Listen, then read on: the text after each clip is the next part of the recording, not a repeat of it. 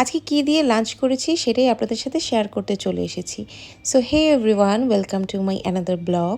আজকে সবার জন্য রান্না করলাম চিকেন ভুনা আর সাথে ডিমের একটা কোরমা, সাথে সাদা পোলাও। আসলে বাচ্চারা মজার খাবার বলতে একটাই বোঝায়, সেটা হচ্ছে ডিম আর মাংস। তো কী আর করার, তাদের জন্য এই রেসিপিগুলোই রান্না করতে হয় আমার বারবার।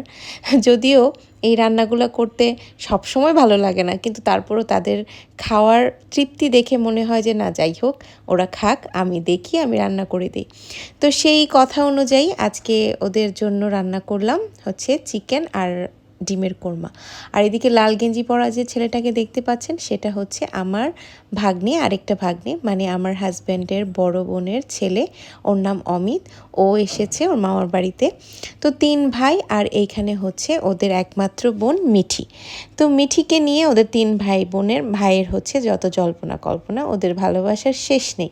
তো যাই হোক, আমি মিঠিকেও দিয়ে দিলাম, ওদের 2 ভাইকে দিয়ে দিয়েছি। আর বড়জন যে জয়, সে আজকে অনেক দেরি করে ফেলেছে ঘুম থেকে উঠতে। ওর এত ঘুম, মানে ডাকতে ডাকতে ওকে আমার ঘুম থেকে ওঠানো লাগছে। তারপর কি আর করার, বকা টোকা দিয়ে তারপর খাওয়ার সময় ওকে স্নানে পাঠিয়েছি। কিন্তু এত বেলা হয়ে গেছিলো, সবাইকে তো আর ওর জন্য ওয়েট করতে বলতে পারি না, সেজন্য সবাইকে বসিয়ে দিয়েছি আর ওদিকে ওকে স্নান করতে পাঠিয়ে দিলাম। তো এখানে সবাই খাচ্ছে, যে মিঠি খাচ্ছে, এই যে চলে এসেছে স্নান করে বাথরুম থেকে। তারপর আসার পরে এত বকা দিয়েছি ওকে। বকা দিলে কি হবে, ও তো জাস্ট হাসছে, মানে বকাও দিতে পারি না, এত মায়া লাগে। তো যাই হোক, এদিক দিয়ে মিঠির পাপা চলে এসেছে অফিস থেকে। সেও সকাল সকাল অফিসে চলে গিয়েছিল, একদম স্নান টান হয়নি। তো ও হচ্ছে রেস্ট নিবে, স্নান করবে, সেজন্য বলছে যে আমি একটু পরে খাবো, ওরা খাক। তো এদিকে আমার যে ভাগ্নে অমিত, তাকেও দিয়ে দিলাম চিকেন, আর সে সাথে ও আচার খাবে, মার বানানো আচার। তো খুবই মজার ছিল আচারটা, বাই দ্য ওয়ে। এদিকে আমার শ্বশুরকেও দিয়ে দিয়েছি। আর এদিকে বড়জন জয়ের জন্য আমি, মা বেড়ে দিচ্ছে প্লেট, আমি নিয়ে যাচ্ছি ওর জন্য। তো ওকে দিয়ে দিলাম গরম গরম সাদা পোলাও আর সাথে ডিমের কোরমা। তো ডিম তো ওর অনেক পছন্দ, আর ডিমের বানানো রেসিপি তো কথাই হবে না। তো ফার্স্টে জিজ্ঞেস করছিল, মামি এটা কী, আমি তুমি খেয়ে দেখো। তো কখনো নাকি ডিমের কোরমা ও খায়নি। তো খাওয়ার পর ও তো এত প্রশংসা করছিল, জাস্ট প্রশংসায় পঞ্চমুখ। বলছিল যে মামি এটা কী দিয়ে বানিয়েছো, এত মজা কেন, খুব ভালো লেগেছে, আমি নেক্সট বার আসলে তুমি আমাকে আবার এটা রান্না করে খাওয়াবে, এরকম, মানে খুব পছন্দ করেছে। তারপর কী যেন একটা জোক বলছিলাম যে তোমরা আজকে দুপুরবেলা, ওরা দুপুর হয়ে গেছিলো লিটারেলি ঘুমাতে, মানে ঘুম থেকে উঠতে উঠতে।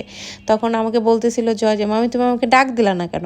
তখন আমি বলছিলাম যে কি ডাক দেবো তোমাদেরকে, তোমরা যেমনভাবে ঘুমাচ্ছিলে, এক একজনে এক এক রকম আকৃতি নিয়ে ঘুমাচ্ছিল, একদম হাঁ করে, একদম চোখ উল্টায়, মানে কি একটা অবস্থা, মানে রাতে ঘুমায় না, 3টা মিলে দুষ্টামি করে, আর রাত্রেবেলা ঘুমাইতে না পেরে সকাল সকাল ঘুম থেকে উঠতে পারে না। তো যাই হোক, ওদের খাওয়া দাওয়া শেষ হলো।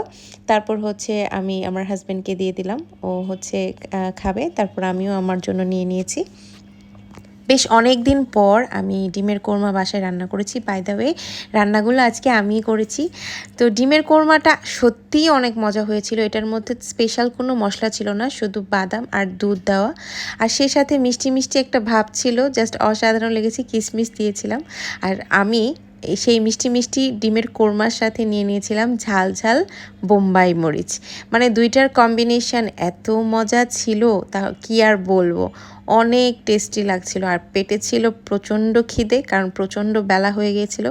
তো খাওয়া দাওয়া করছিলাম আর গল্প করছিলাম, যদিও গল্পের মাত্রাটা কমই ছিল, কিন্তু খাওয়ার প্রতি একটা ফোকাস ছিল আমার। তো এনিওয়ে, জোকস অ্যাপার্ট, আমার খুব মানে খিদে পেয়ে গেছিলো সত্যি। তারপর নিয়ে নিলাম চিকেন। তো এইদিকে চিকেন নেওয়ার পরে আমার হাজব্যান্ডের একদমই পোষাচ্ছিল না, ও বলছিল এত কম নিয়েছো কেন। তো সে দাপ করে আমাকে একটা চিকেনের লেগ পিস ধরায় দিল।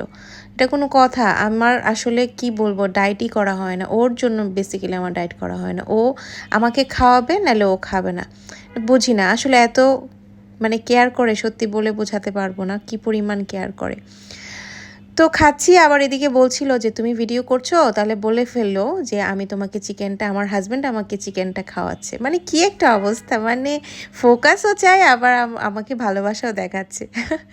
এনিওয়ে, খুবই মজা হয়েছিল চিকেনটাও, আর পোলাওটা একদম ঝরঝরা হয়েছিল, খুব তৃপ্তি করে খেয়েছি। So bye for now, tata.